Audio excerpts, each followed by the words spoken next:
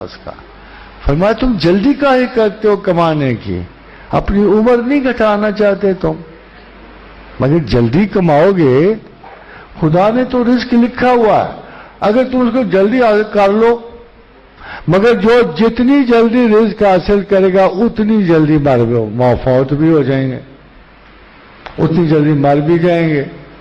یعنی رزق پہ زندگی ہے، وقت پہ زندگی نہیں ہے۔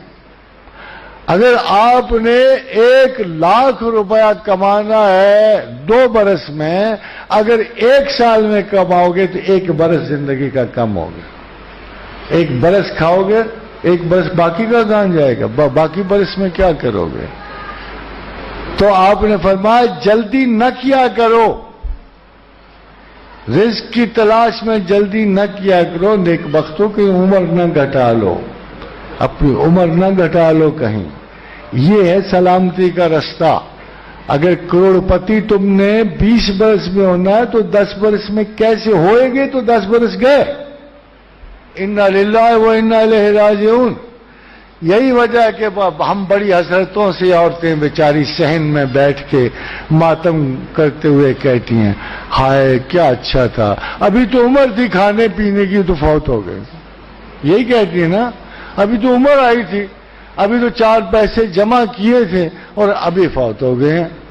تو بھائی احتیاط کرنی تھی نا، تھوڑے سست پیسے لے لو، عمر تو پوری کرو نا اپنی۔ حاضرین حضرات، اللہ دیکھیے یہ بڑی امپورٹنٹ بات ہے جو اللہ کے رسول نے فرمائی، میں چاہتا ہوں آپ اس کو غور کرو۔ کل کو اپنا نہ سمجھا کرو،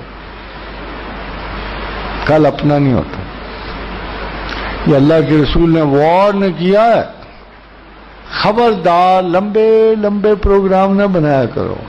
بچہ اتنا سا ہے، اس کو ہارورڈ میں بھیجیں گے پڑھائی کے لیے، ہے جی،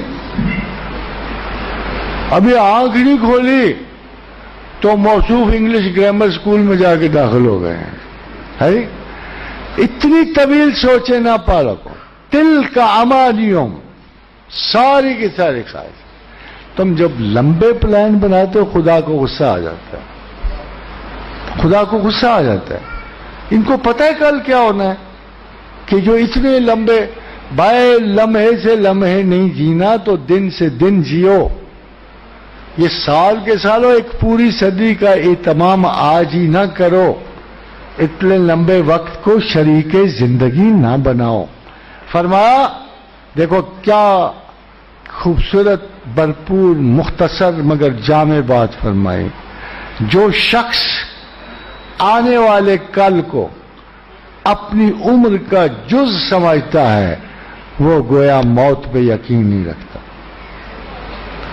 جو شخص آنے والے کل کو اپنی زندگی اور عمر کا جز سمجھتا ہے وہ موت پہ یقین نہیں رکھتا، پھر موت اسے یقین دلا کے رہتی ہے۔ بڑے بڑے عجیب و غریب حادثات جب میں سنتا ہوں، بڑے بڑے سمارٹ ہینڈسم، بڑے ینگ، بڑے مدبر، بڑے صلاحیت والے لوگ، جب مجھے یاد ہے ایک دفعہ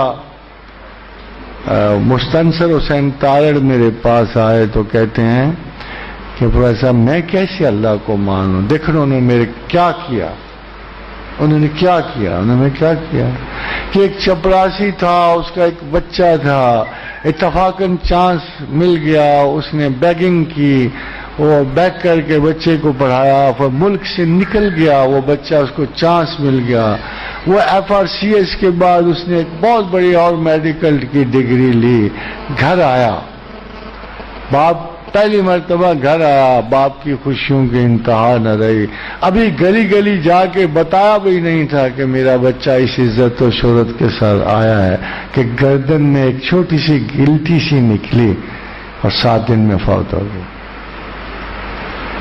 جی